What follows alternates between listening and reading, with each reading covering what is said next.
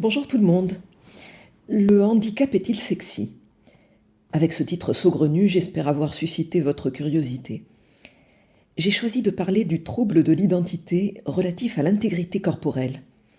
Et d'avance, je présente mes excuses pour ce sujet un peu malaisant. Je vais m'efforcer d'en démontrer l'intérêt. J'espère aussi que vous n'avez rien contre une petite pointe d'humour noir de temps en temps.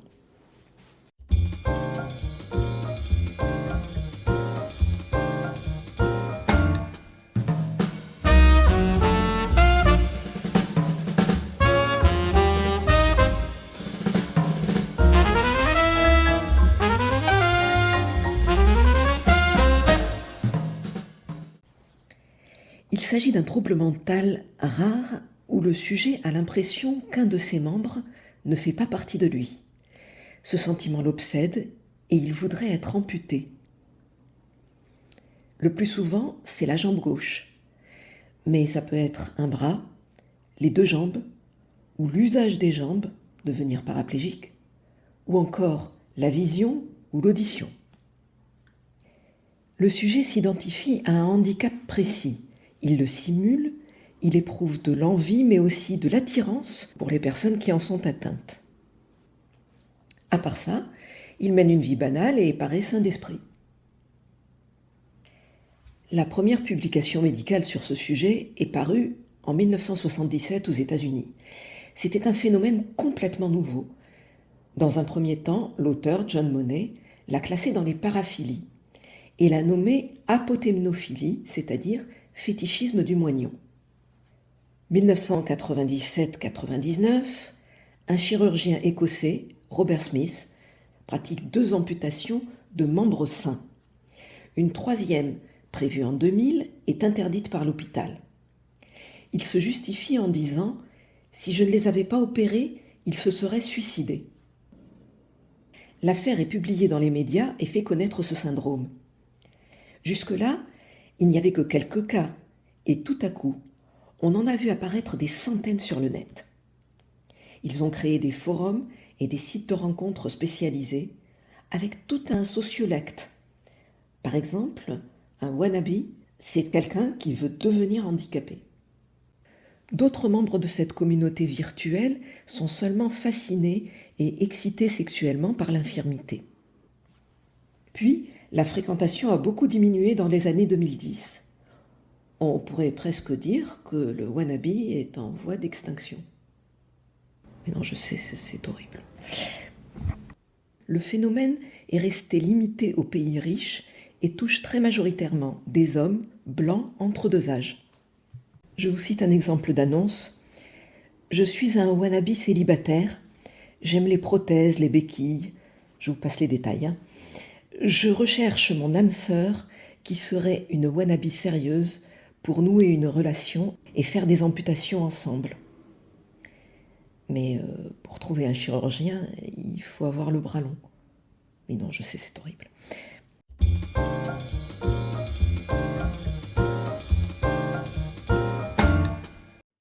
Un discours type a été reconstitué à partir de témoignages. Toute ma vie, j'ai su que j'étais fait pour être unijambiste. Je sentais que ma jambe gauche ne faisait pas partie de moi. La première fois que j'ai vu un unijambiste, je l'ai trouvé parfait et j'ai su que je voulais être comme lui. Ça m'a été très difficile d'en parler. Je me suis confiée à un ami très proche et il ne m'a plus jamais adressé la parole. Mais devant mon miroir, j'aimais me tenir debout avec ma jambe gauche relevée. Je me sentais sexy. En société, je simulais le handicap aussi souvent que possible, mais ce n'était pas ce que je voulais vraiment. Alors j'ai songé à m'amputer moi-même, mais je n'ai pas pu. J'ai finalement trouvé un chirurgien qui a accepté de pratiquer l'opération. Sinon, je me serais suicidée. Maintenant que je n'ai plus qu'une jambe, je me sens enfin complet. On retrouve les traits marquants du discours transgenre de l'époque. Mais les documents qui évoquent des cas individuels reflètent des motivations et des ressentis disparates. Monsieur A, 65 ans. Il raconte qu'à l'âge de 8 ans, il a vu un groupe d'enfants unijambistes jouer dans la rue. C'était l'image du bonheur. Depuis, j'ai l'intime conviction qu'une jambe de bois est nécessaire à ma paix intérieure et à mon existence. Ce désir a pris le contrôle de ma pensée. Ça empêche toute relation sociale parce que je peux difficilement m'intéresser aux autres.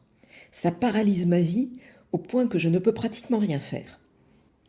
Il ajoute que sa vie sexuelle se résume à fantasmer devant des photos de jeunes gens mutilés. Mais le plus bizarre, c'est que les psychiatres n'ont pas l'idée que Monsieur A puisse avoir de faux souvenirs.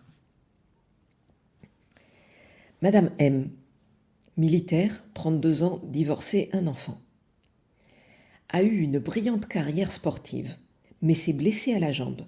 Depuis, elle souffre constamment. Elle entend ses os se casser, mais on ne voit rien sur les radios. En pleine dépression, elle demande l'amputation pour ne plus souffrir, mais aussi pour pouvoir intégrer une équipe handisport. Le suivi psy la soulage un peu, mais quelques mois plus tard, elle revient à l'hôpital après avoir plongé sa jambe dans de la neige carbonique. Comme on ne l'ampute toujours pas, elle ira à l'étranger et obtiendra l'opération. Plus tard, elle fera couper son autre jambe. Les wannabes sont du genre obstiné. Certains se sont automutilés par des méthodes diverses. Tronçonneuse, hache, guillotine, arme à feu ou encore voie ferrée. Jacques. J'ai déjà eu plusieurs amputations d'orteils. C'est juste esthétique, comme des piercings ou des tatouages. J'aimerais à terme me faire couper la jambe, mais je vais commencer par la moitié du pied.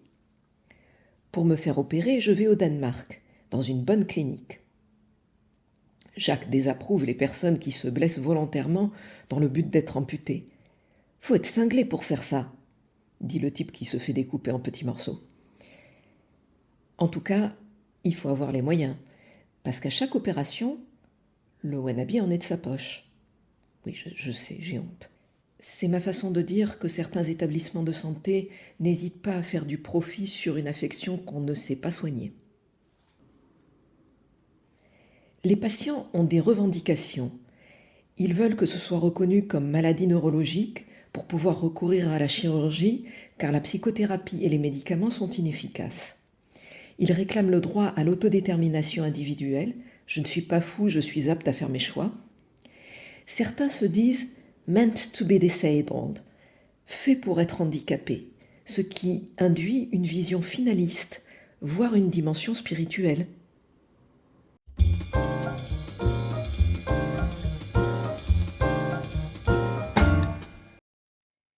Une étude neurologique menée en Suisse a révélé des dysfonctionnements dans des zones du cerveau où se forge la représentation mentale du corps.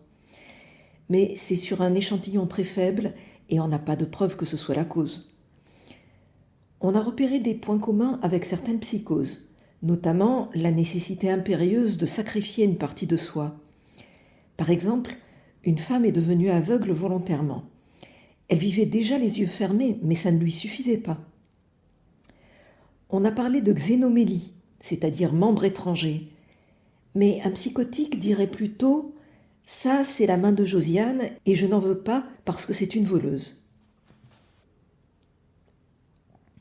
Le TIC a été rattaché un temps à la dysmorphophobie, c'est-à-dire l'obsession d'un défaut physique imaginaire, comme dans l'anorexie mentale. Mais quand une jeune fille maigre se trouve grosse, le psy s'intéresse à son contexte familial, alors que, dans tout ce que j'ai lu, il n'est jamais question de l'entourage du patient. Puis, c'est devenu la dysphorie de l'identité corporelle, par analogie avec la dysphorie de genre. Les spécialistes considèrent néanmoins le TIC comme un trouble psychique, alors que la dysphorie de genre n'est plus répertoriée comme telle. L'acronyme B2ID, en usage actuellement, TIC en français, est une catégorie créée exprès pour regrouper un maximum de monde pour figurer dans le DSM, c'est-à-dire la liste officielle des maladies et troubles psychiques dans le monde anglophone. Ça n'a pas marché pour le DSM, mais ça a marché pour la CIM, qui est la liste dressée par l'OMS.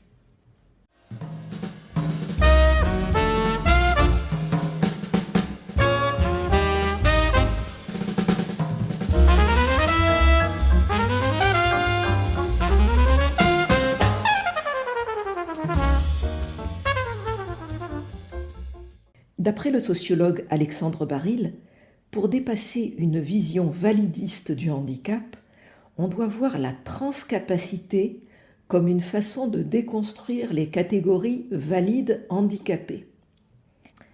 Sean O'Connor, amputé volontaire, applaudit des deux mains. Ça tombe bien, il les a encore. Et se qualifie de transabled. Ça me fait penser à ces femmes qui se nourrissaient d'une hostie par jour à une époque où le mysticisme était à la fois en vogue et controversé au sein de l'Église catholique. Selon le contexte culturel, un même comportement excentrique peut être interprété comme folie, sainteté, maladie, subversion ou encore rattaché au paranormal.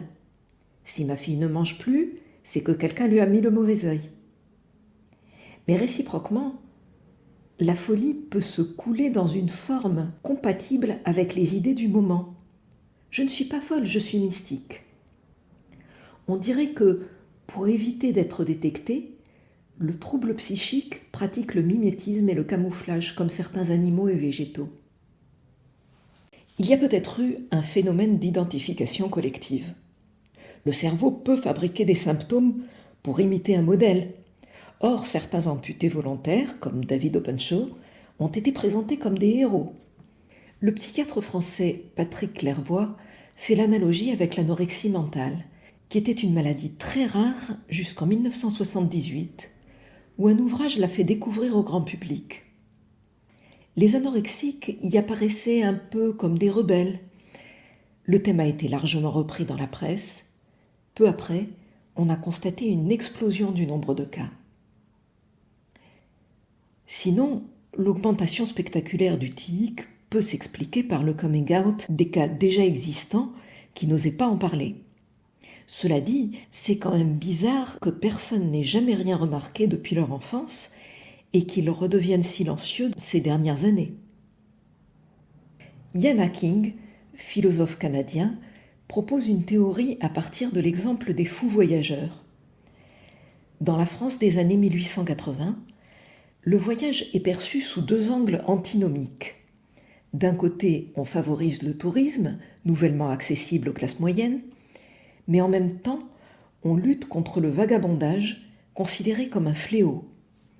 Dans ce contexte, les médecins révèlent une épidémie de folie fugueuse.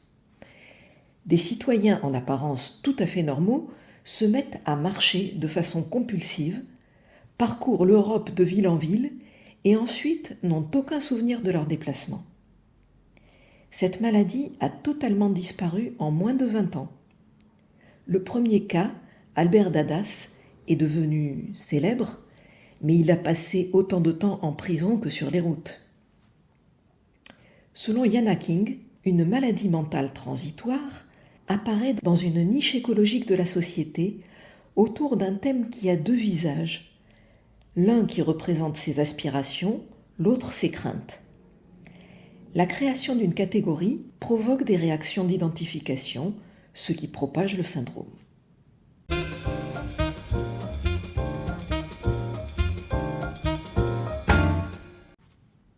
On pourrait schématiser ainsi le processus épidémique, qui d'ailleurs peut s'appliquer bien au-delà du domaine de la santé mentale. 1. La société exprime une préoccupation ambivalente. 2. Quelques personnes y sont hypersensibles, peut-être prédisposées par un facteur génétique ou environnemental. Leur cerveau fabrique du contenu psychique et physique en lien avec ce thème, des émotions, des désirs, des souvenirs, des perceptions sensorielles, ça peut aller jusqu'à la somatisation. 3. Des observateurs, médecins, journalistes, théoriciens, décrivent cet ensemble de signes et lui donnent un nom. Une catégorie est créée, puis diffusée par les médias. 4. Des individus s'identifient comme tels, car ils pensent se reconnaître. Mais c'est bien sûr, je suis comme ça, depuis toujours. Éventuellement, ils produisent un discours revendicatif. 5. C'est inspirant pour les gens qui jusque-là se sentaient mal sans savoir pourquoi. Ceux qui ont un vide à combler ou quelque chose à fuir. Leur inconscient fait du mimétisme. Quand je parle d'inconscient, ce n'est pas au sens psychanalytique, c'est juste qu'ils ne s'en rendent pas compte. 6. On se regroupe en communauté. Les nouveaux venus sont encouragés à concrétiser, quitte à entrer en conflit avec leur entourage. De toute façon, ils ne seront plus seuls. 7. Au fil du temps, l'enjeu de départ décline, alors l'engouement retombe. Mais selon l'ampleur du phénomène, ça peut prendre 20 ans ou un siècle. Outre la traditionnelle dissociation entre le physique et le mental, nous recevons des injonctions contradictoires. D'un côté, on revendique beaucoup la diversité physique, en corpulence, couleur de peau, orientation sexuelle, capacité, etc. On refuse les normes imposées et finalement, au lieu de s'accepter tel qu'on est, on s'inflige des traitements pénibles pour façonner le corps selon une représentation imaginaire. Muscu, tatouage, chirurgie plastique, épilation, régime. Le refus des normes traditionnelles ne fait qu'en générer de nouvelles, qui nous poussent à toutes sortes de traitements plus ou moins pénibles. Bien sûr, nous n'avons jamais l'impression que cela nous est imposé. Nous nous infligeons de notre plein gré ces privations et ces douleurs, qui se doublent d'une dépense somptuaire et d'une perte d'énergie. Chacun est persuadé que c'est son choix.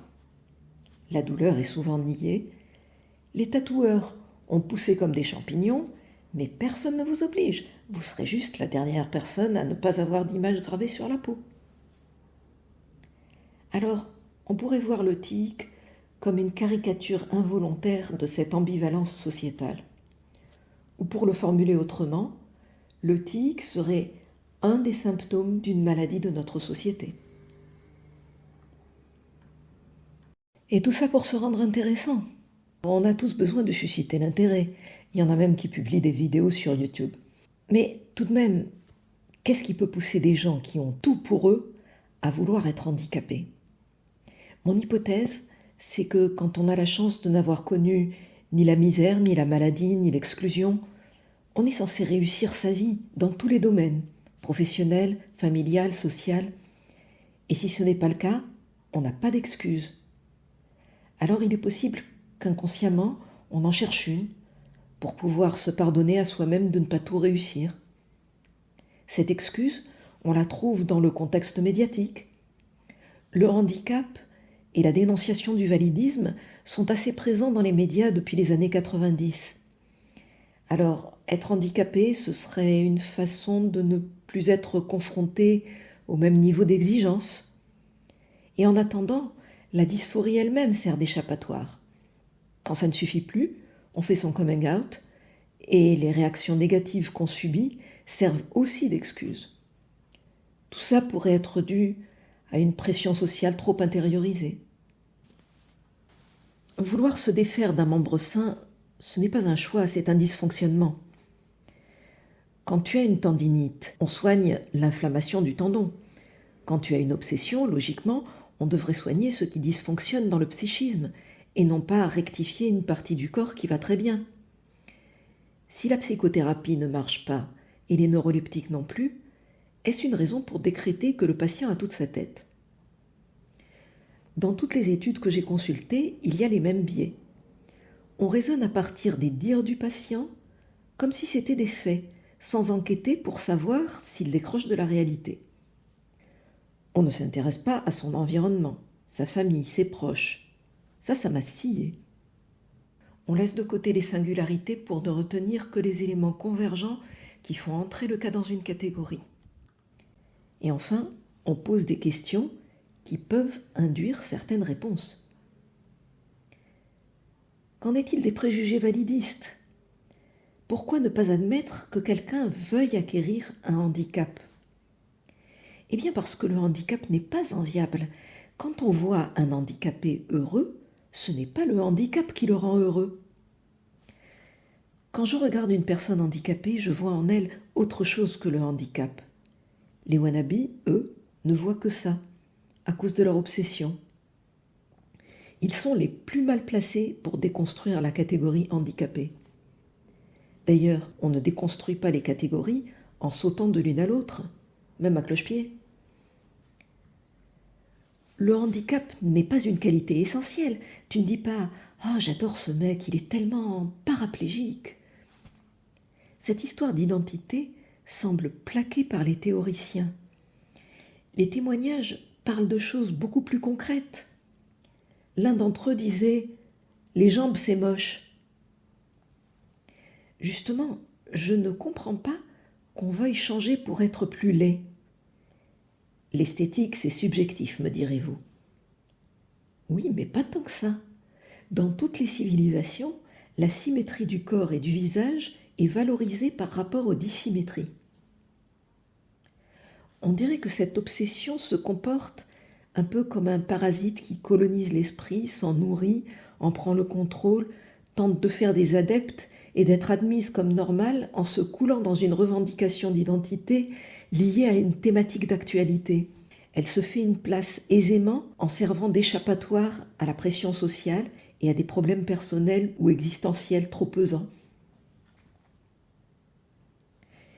Il n'y a pas les fous d'un côté et les gens sains d'esprit de l'autre. Les troubles psychiques, on en a tous à un moment de notre vie, mais de façon plus ou moins grave. Et même sans être atteint de dysmorphophobie, on a presque tous un petit défaut physique que l'on remarque exagérément dans le miroir. Qui le nez, qui les bourrelets. Il faut trouver dans quel cas on doit protéger le patient contre lui-même et protéger son entourage. C'est délicat. Mais il faut aussi nous interroger sur ce qui, dans notre société, a pu favoriser cette obsession pathologique qui semble incompréhensible. Merci de m'avoir écouté. On se retrouve prochainement sur d'autres thématiques. Abonnez-vous pour être prévenu. Je vous laisse pour aller me couper les cheveux en 4.